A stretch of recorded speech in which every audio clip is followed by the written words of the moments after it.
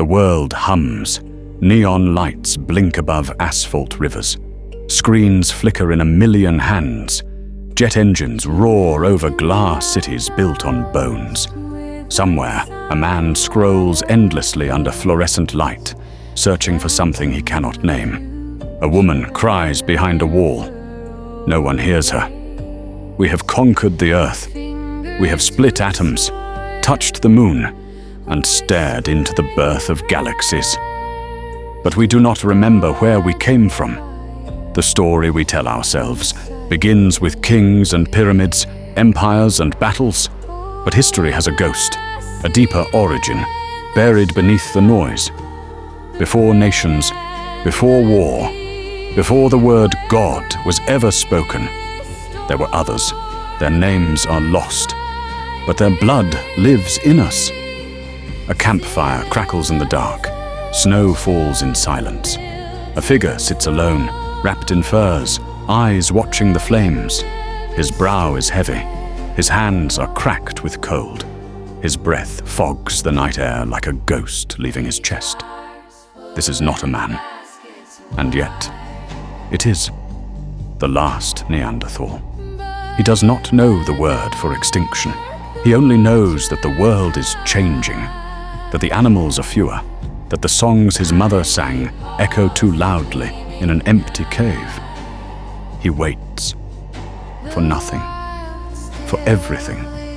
For us. We never met him, but we carry his sorrow in our blood, in the way we flinch at loss, in the way we long for warmth, in the way we grieve.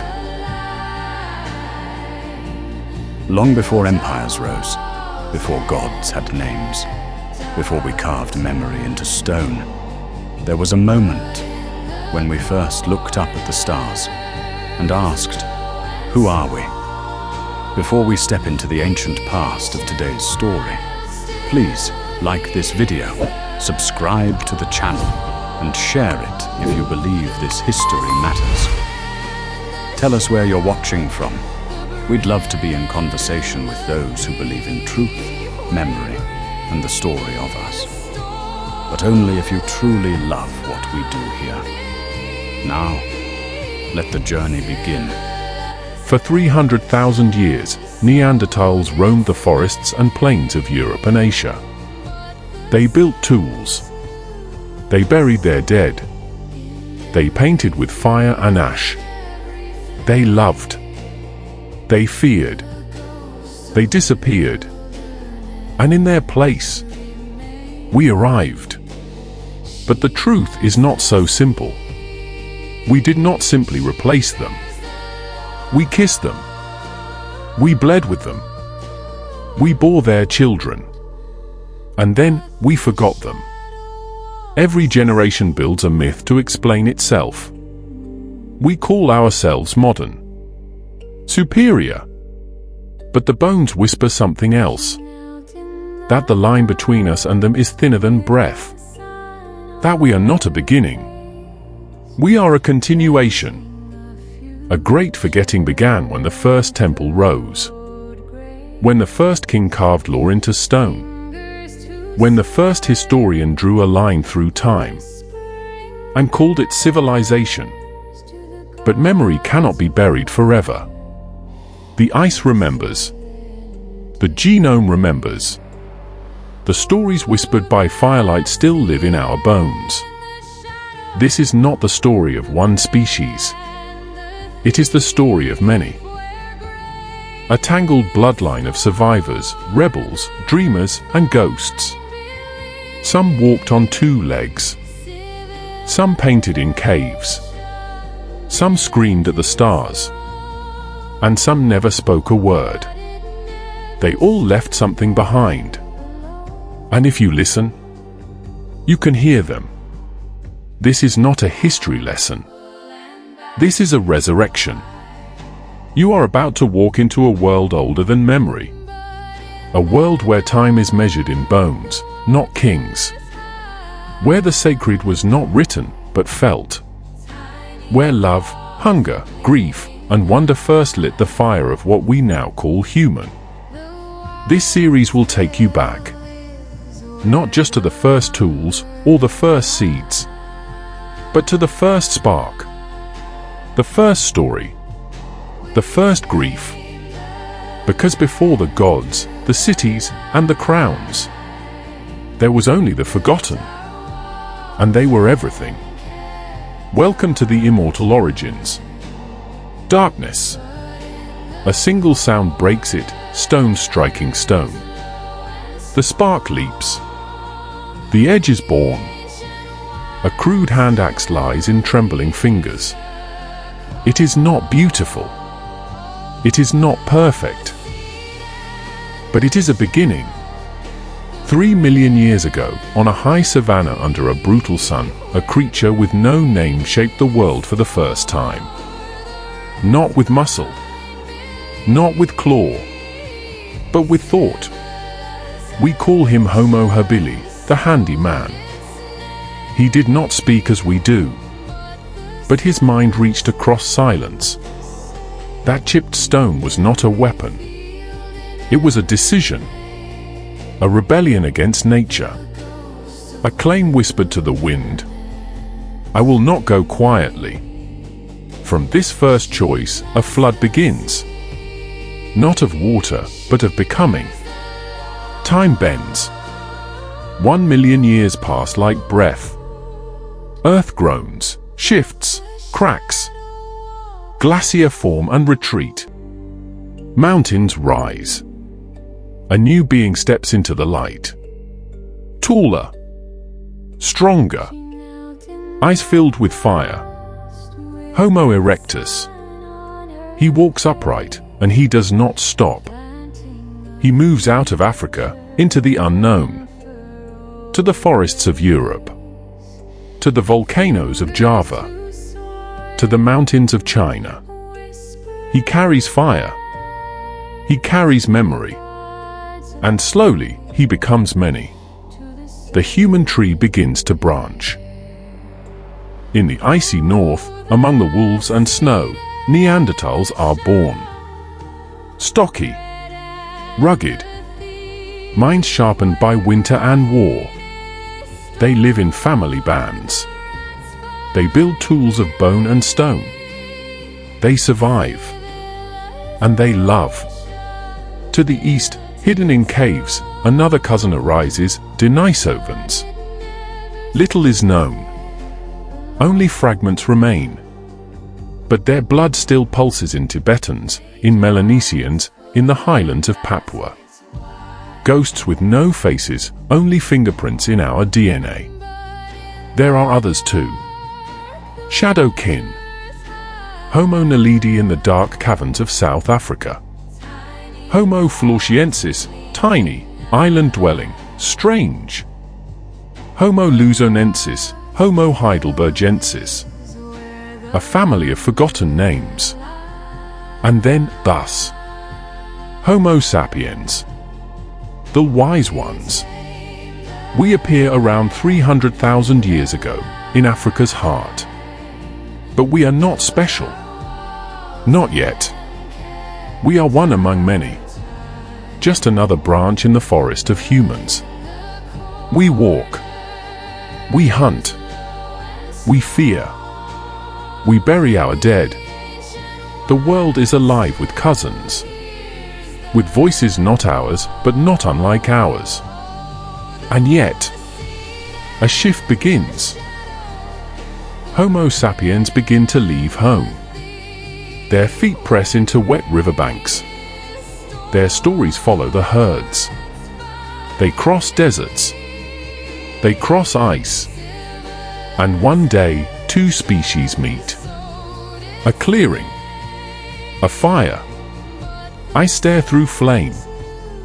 Brown meets blue. Spear tips lower. Neanderthal and Homo sapien. Not enemies. Not yet. Just two mirrors held to one another. We do not know their first words. But we know what they did. They touched. They interbred. They made children. Not once. Not in secret. But over and over, across thousands of years. And so the truth fractures. We did not conquer them alone. We absorbed them.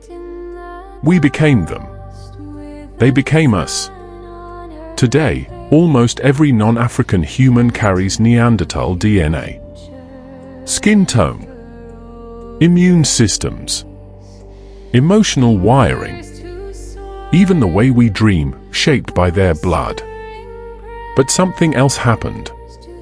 Slowly, inevitably, the other branch is withered. The Denisovans vanished. The Neanderthals faded. The whispers went silent. And we remained. Why? Was it luck? Was it war? Was it disease, climate, or catastrophe? Or was it something deeper? Something buried in the way we think? In the way we tell stories? Perhaps it was not the spear or the fire that made us dominant. Perhaps it was the myth. Because Homo sapiens do not just survive. We believe. We believe in gods, in ancestors, in signs in the stars. We believe in destiny. And once we believed the world was ours, nothing could stop us from making it true. But what did we lose in the process? We are alone now. The last humans. The last branch. A forest cut down to a single tree. And beneath our feet, roots still pulse. Bones still whisper. Echoes wait in the dark. The day we became human was not the day we were born. It was the day we realized we were no longer alone, and that we never truly would be again. The wind howls through white silence. Snow falls in waves. Everything is frozen except the fire. A woman kneels over the flame, hands trembling as she carves meat from a mammoth bone. A child watches. An elder coughs in the corner of the shelter, wrapped in fur, waiting for the end. This is not fiction. This is Europe. 40,000 years ago. And these are humans. Not just Homo sapiens, but Neanderthals, too. Both species, side by side, facing the raw cruelty of the Ice Age. Outside, the world is alive with monsters. Woolly rhinos crash through frozen pine forests. Saber-toothed cats stalk the edges of campfires. Giant cave bears sleep in shadowed dens. The cold is not just weather, it is law. To survive here is to become myth. They hunt in teams, silent and precise. Stone tips, carved with care, pierce the hides of creatures 10 times their size. A single mistake is death. A single injury could end a bloodline. But still, they thrive. They endure. At night, fire is everything. It is warmth. It is protection. It is memory. They sit around it, passing stories that have no words, only gesture, rhythm, and gaze. Hands move in the air, mimicking beasts, spirits, and ancestors. A child mimics her mother. A boy mimics his father. Culture is born without script. They do not live long. 30 years is old. But in that short time, they love. They mourn. They remember. In the caves of El Castillo, red discs are painted by torchlight. In Chauvet, lions and bison leap across stone walls, full of motion and fear. In South Africa, a cross-hatched pattern on ochre is etched by hand, perhaps a mark, a message, a name. These are not decorations. These are identities. Declarations to the gods or to death itself. And then there is the grave. A Neanderthal child buried in a shallow pit in Shanidar. A bed of flowers beneath her. pollen preserved for 50,000 years. Someone knelt. Someone grieved. Someone cared enough to bury her gently. This is empathy. This is civilization, before writing, before cities, before kings. Even the weak are protected. Skeletons show individuals who lived decades with withered limbs, broken bones, blindness. They were not abandoned. They were carried. Why? Because survival here is not just physical. It is spiritual. The tribe is a body. To lose one part is to wound the whole. And so roles emerge. Not just hunters and gatherers, but watchers, elders, healers, storytellers. Shamans paint visions on the walls of caves, guided by smoke and trance. Animal spirits loom large, the bear, the raven, the serpent. Life is not lived alone. It is woven with unseen forces. This world is sacred. Every kill is a ritual. Every season a sign. Every birth a victory against the void. But time moves like ice, slow, unyielding. The cold never softens. The herd patterns shift. One wrong winter and a generation vanishes. And still, they fight to stay. To leave behind something more than bones. Because to live was not enough. They wanted to mean something. So they left us their hands on cave walls. Negative prints blown through hollow bones. Their mark. Their message. I was here. I mattered. They did not build pyramids. But they built memory. They did not have gods with names. But they had reverence. They had awe. And when we, Homo Sapiens, finally outnumbered them, when the last Neanderthal child took her final breath, the ice still fell. The stars still moved. The fire still burned. But something had changed. For the first time in history, we were alone. And the silence they left behind still echoes in us. The ice cracked. For 10,000 years, it had ruled without mercy. Now it began to retreat. Glacier wept into rivers. Seas rose, slowly at first, then faster. Forests crept back over the tundra. Woolly mammoths disappeared. So did the great bears. The earth exhaled. But for the humans who lived through it, this was not relief. It was chaos. Flood swallowed coasts where generations had hunted. Clans were forced to move. Lands were lost.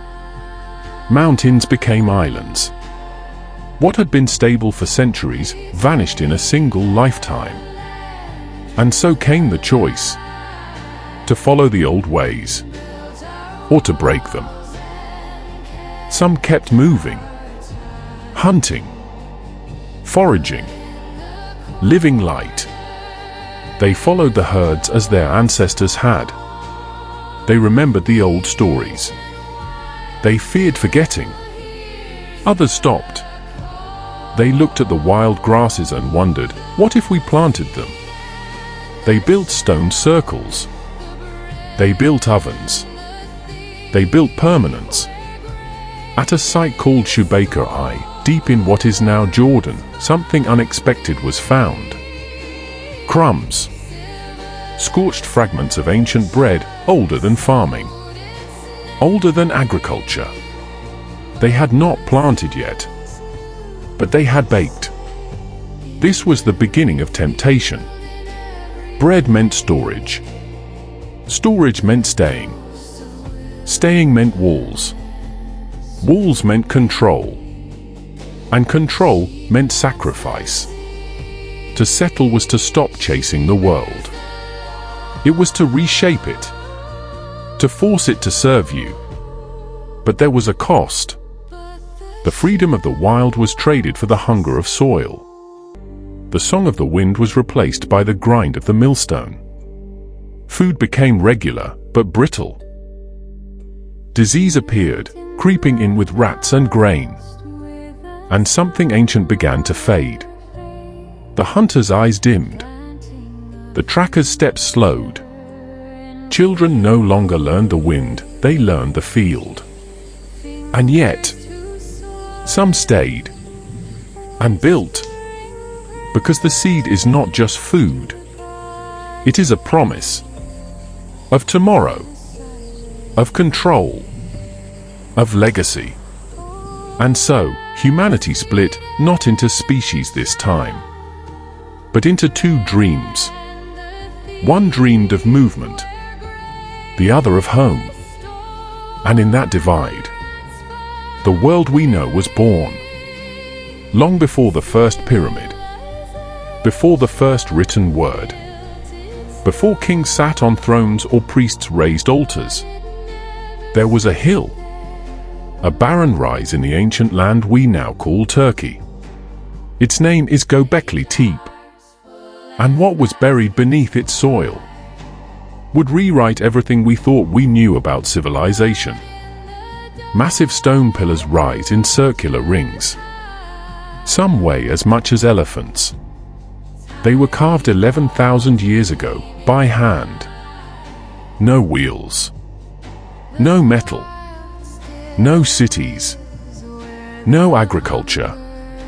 And yet, here it stands, a temple, older than farms. The carvings speak in silence. Leopards, scorpions, vultures, snakes, lions, teeth bared, eyes wide. No gods with beards, no human faces, only the beasts, only death.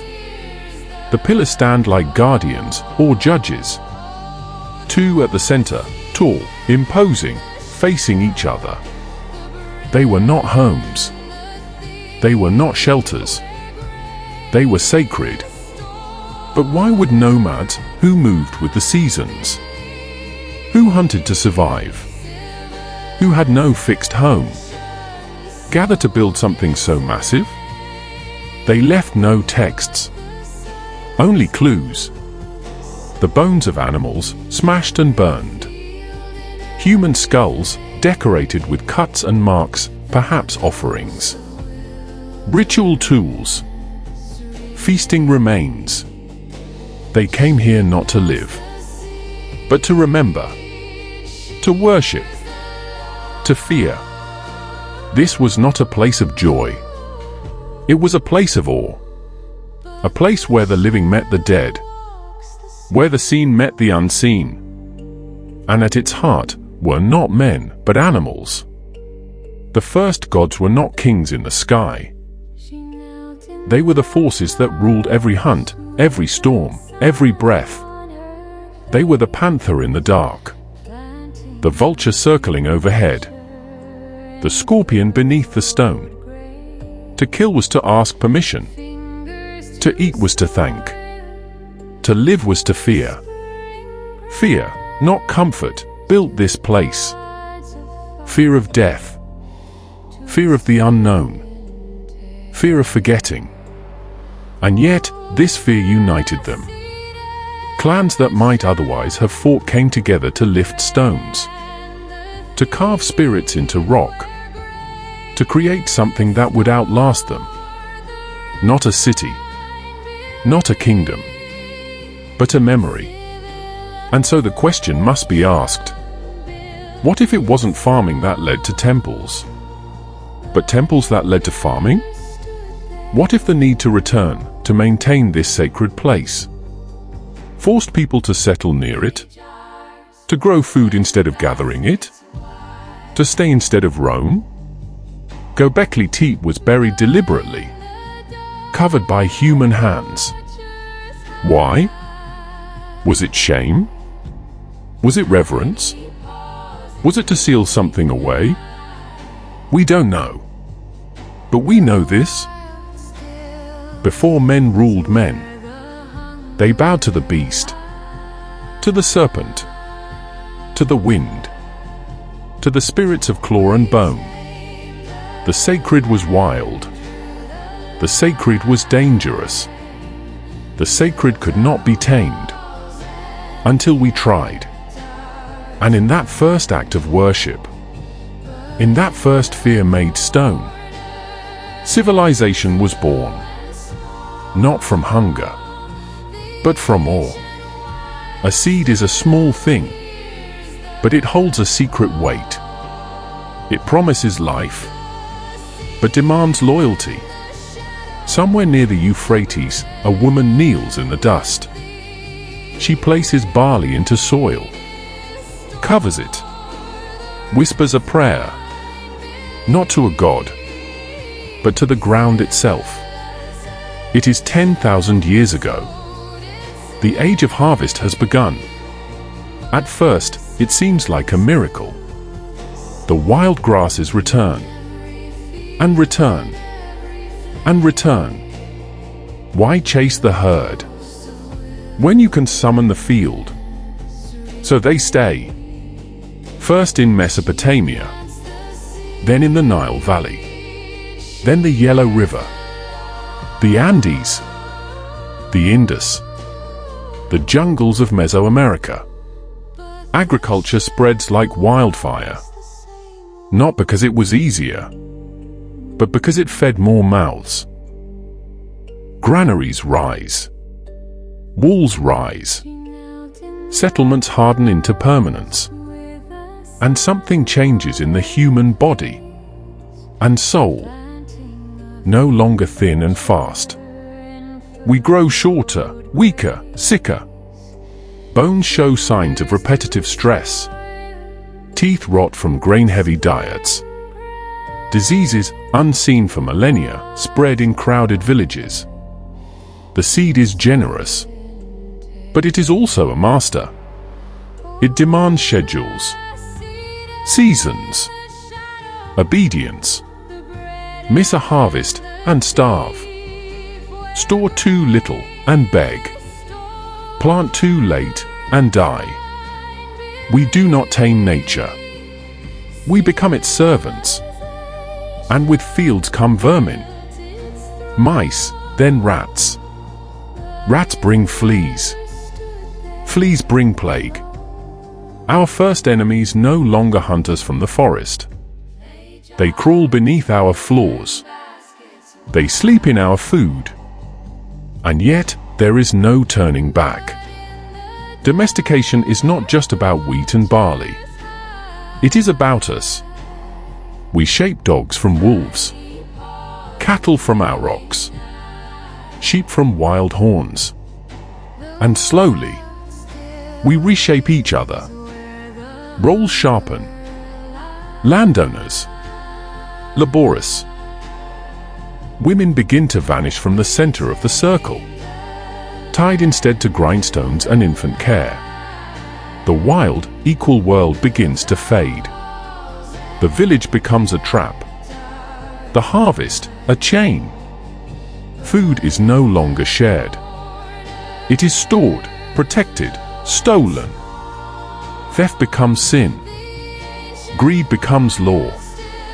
Hierarchy is born not from violence, but from scarcity. And still, the fields demand more. And we give more. Time. Labor. Blood. Because somewhere deep inside us, we believe that the seed will save us. But it never does. It only grows. The first granary is not just a storehouse. It is the first bank, the first vault, the first promise, and the first debt. The burden of seeds is this: once planted, they grow in soil and in the human mind, and they never stop growing. The walls rise, stone by stone, not to keep enemies out, but to keep memory in. This is Jericho, oldest of the old, A city before cities. A circle of mud brick homes beside a spring. And at its center, a tower, watching time. It is 9,000 years ago, and something ancient is hardening into permanence. Elsewhere, in Catalhoyuk, homes are built wall to wall. No streets. No doors. People enter from the rooftops, climbing down into memory. Inside, the walls are alive, painted with vultures and bulls, hands and symbols. The dead bury beneath the floor. A child sleeps above her ancestor. A mother cooks above her son's bones. Grief is no longer something carried. It is something built into the house. But grief changes things. It makes us dig deeper, hold tighter. It births legacy. Ancestor skulls are dug up, painted, displayed. To remember, to honor, to bind. In Tel Caramel, a circle of homes surrounds a shrine. Not to gods, but to the dead. Community forms around loss. And from loss, rules are born. This is mine. This was hers. This will be yours. Property is not just about land. It is about the stories we tell to justify keeping it. And slowly, roles solidify. Elders speak for the past. Children are named for those who came before. The idea of inheritance takes root. And with it, power. Women once led the harvest, the hearth, the burial rites. But now, as land becomes wealth, their central role begins to shrink. Symbols shift. Clay figurines once celebrated the feminine form. Wide hips, swollen bellies, life givers. Now they disappear from the walls. Now the bull takes their place. Now the sword. But the emotions remain. Love. Loss. Memory. The human heart beats under stone and plaster. And with the rise of homes, come boundaries. Who owns what? Who enters where? Who eats first? The first neighborhoods are born. And so are the first neighborhood conflicts. A fence here. A stolen goat there. An insult that lingers. Grudges bloom in the soil like weeds. And yet, we stay. Because home is not just protection. It is identity. To leave the land is to forget who you are. To stay is to carry both safety and sorrow. The first settlements are not monuments of triumph. They are memorials of longing. Built from grief. Maintained with hope. Guarded by story. Civilization doesn't rise with glory. It rises with ritual. With routine. With remembrance. We built walls to protect ourselves. But they also became mirrors. And what we saw reflected was the beginning of power. The sky changes. And the people look up in fear. The river runs dry. The grain spoils. A child dies without cause. And so, a man steps forward. He says he speaks to the sky. His name is forgotten. But we will call him Yuhu. The first priest king. He does not carry a sword. He carries a staff. Carved with serpent and flame. He says the gods are angry. He says the sickness is punishment. He says only he can make it stop. And so, the people obey. They burn their dead outside the village. They offer grain, livestock, daughters. They kneel beneath the sun. Civilization, they are told, is sacred. Order is divine. and those who question the sacred bring chaos. You who builds his power not on conquest, but on fear. He invents the plague demon, the water god, the shadow in the sky. He builds shrines beside canals. He controls the floods. He controls the stories. Irrigation becomes salvation, but only if blessed, and only if taxed. Water is no longer free. It flows through channels of authority. The people obey not because of violence, but because they believe, because they fear what happens if they don't. Fear of drought, fear of famine, fear of being cast out from the land, from the gods, from memory itself. You who becomes more than a ruler. He becomes law. He becomes ritual. He becomes untouchable. And soon, others follow. Across the valleys and rivers of the ancient world, new figures rise. Half-priests, half-kings. Each one cloaked in mystery. They speak in riddles. They wear the skins of lions. They demand offerings to keep the sun rising. Theocracy spreads, not through faith, but through fear wrapped in ceremony. Women who once tended the sacred fires are now veiled, hidden, silenced. Knowledge becomes property, hoarded by scribes, whispered only to the initiated.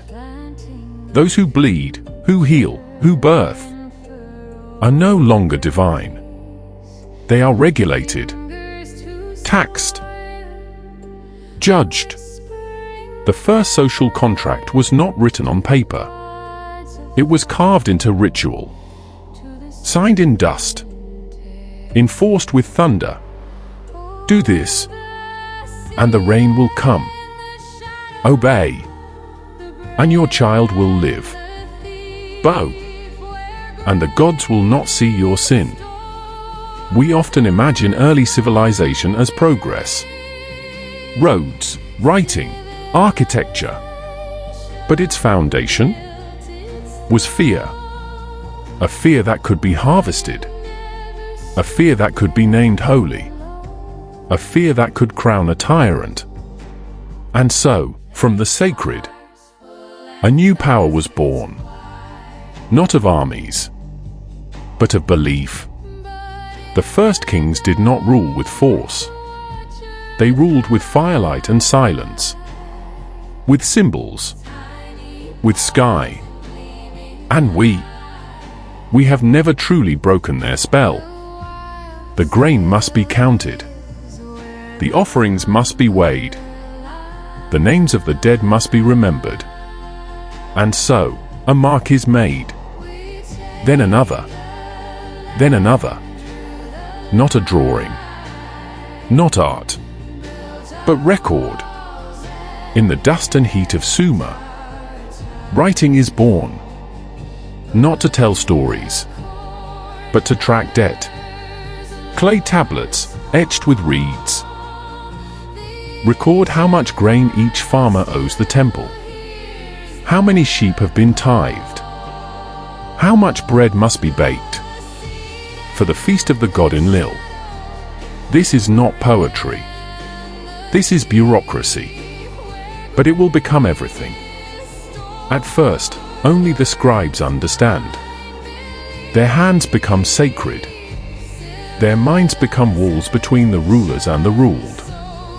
Among them is Saki, a royal scribe who serves the temple and the king. He knows every symbol, every stroke. He keeps the peace by keeping the ledger. One day, a man comes to him. Rough hands, dusty feet. A shepherd named Tobar. He cannot read, but he can count. And what he sees is theft. He gave 2 goats, but the tablet says 4. His village gave 20 jars of oil, but the records say 50. The gods are not hungry, but the priests are. Saki hesitates. He knows this pattern. He's seen it before. Edits made in silence. Columns shifted. Corruption hidden in symbols. And for the first time, he breaks the rules. He writes a second tablet. One for the people. One for the truth. It is the first act of written rebellion. It spreads quietly. Other scribes begin to whisper. Begin to doubt. Begin to remember that words are not just tools. They are weapons. The king responds with decree. Only official records are true. All others are lies. Forgery becomes blasphemy. But the idea has escaped. It cannot be unwritten. From grain counts to laws. From offerings to oaths. From taxes to tales. Writing blooms. And so does surveillance. Every name. Every debt. Every birth. Every death. Etched. Archived. Owned. The clay remembers what the people forget. But sometimes the clay lies. History is not just memory. It is edited memory. The scribe becomes a god of time, choosing what is preserved and what is erased. But in secret, some begin to write for another reason. Not to count, not to control, but to witness. They write songs, dreams, laments, prophesies.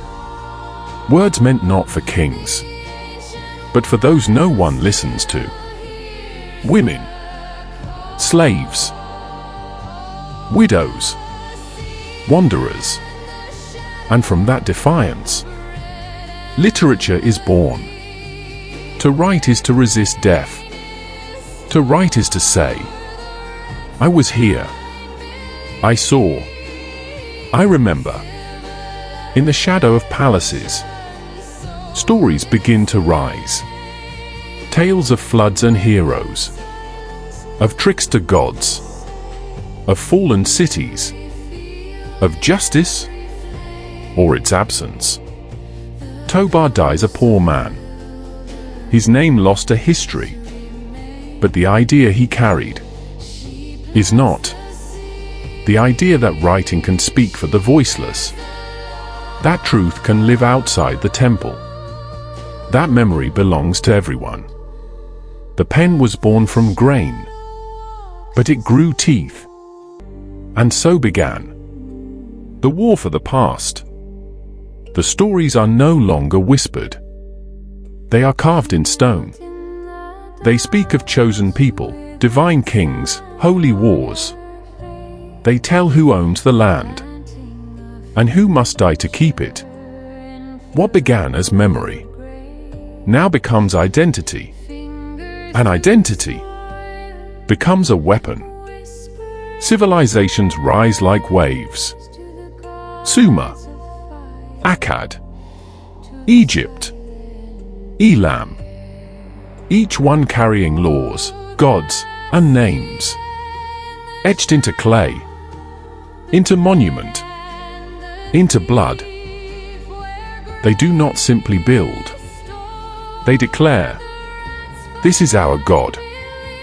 This is our truth. This is our enemy. And so, remembering becomes dangerous.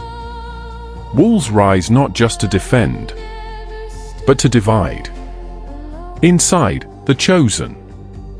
Outside, the forgotten. Borders are drawn with ink and iron. Armies march under banners embroidered with myth. Slaves are taken. Songs are stolen. Temples are burned. Not for loot, but to erase the past. Because to control history is to control the future. And still, we remember. Because even in conquest, memory persists. A stolen statue is renamed, but the eyes remain the same. A captured scribe writes in the victor's tongue, but slips old prayers between the lines. Cultures clash, but they also collide. And in that collision, something new is born. Bronze spreads, chariots roar, ziggurats climb toward the sky. But beneath the grandeur, a cost. Children conscripted into armies, women bound by lineage and dowry, the poor buried in silence, the conquered remembered only as footnotes. Now, people no longer die for food. They die for stories, for flags, for glory, for gods whose names were once beasts, but now sit on golden thrones. This is the price of civilization. The more we remember, the more we forget. We forget the voices outside the palace, the songs without scribes, the truths that didn't survive the fire. History is not what happened. It is what was allowed to be remembered, and what was paid to preserve it. We thought the past was gone, buried in bones, scattered in dust, lost in forgotten names. But we were wrong. The past is inside us, in every heartbeat, every scar, every tear we do not fully understand. Our blood is not pure. It is layered, braided, a living archive. Inside your cells, there are fragments of Neanderthal, of Denisovan, of others we cannot name. We carry their fire, their grief, their resilience, in the chill you feel when alone in the dark. That is them. In the way your skin reacts to sunlight. That is them. In your immune system, your pain threshold, even your dreams. They whisper. We call them extinct, but they never left. They live on as genes, as ghosts, as shadows in the mirror. Scientists decode genomes like ancient scrolls, and what they find is not simplicity, but memory. Traits passed down for survival now shape emotion, identity, even illness. A Neanderthal gene may increase depression. Another may protect from viruses. One gives you the ability to survive high altitudes. Another, a sensitivity to cold. Each one, a story. Written not in ink, but in flesh. And still, there is more. Some genes don't match anyone we know. They come from ghost lineages. Extinct humans never discovered, but felt in our DNA. We are haunted by ancestors without names. Our DNA is not a blueprint. It is a time machine. A record older than writing. Older than myth. Older than memory. It tells us, we are not new. We are not alone. We are not separate. You are not just you. You are millions of lives. Millions of choices. Millions of survivals. Stacked into a single moment. Into you. This is not biology. It is resurrection. Science does not erase the mystery. It reveals it. And when you breathe them in. We are still here. Not because we were the strongest. Not because we were the smartest. But because we remembered. We remembered the warmth of fire. The taste of the hunt. The sound of grief beside a grave. The stories whispered to a child under stars. We remembered each other. And that is what makes us human. It wasn't the stone tools, or the temples, or the cities. It wasn't kings or crops or conquest. It was the way we looked at the dying and stayed. The way we buried our children with care. The way we turned memory into myth, and myth into meaning. Civilization was not born. It was bled. Out of hunger. Out of loss. Out of wonder.